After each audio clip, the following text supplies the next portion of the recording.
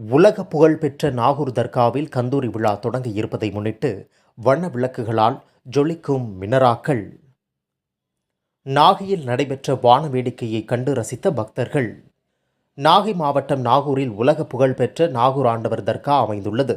நாடு முழுவதும் உள்ள இஸ்லாமியர்களின் முக்கிய வழிபாட்டு தலமாக பார்க்கப்படும் நாகூர் தர்காவில் ஆண்டுதோறும் கந்தூரி விழா நடப்பது வழக்கம்.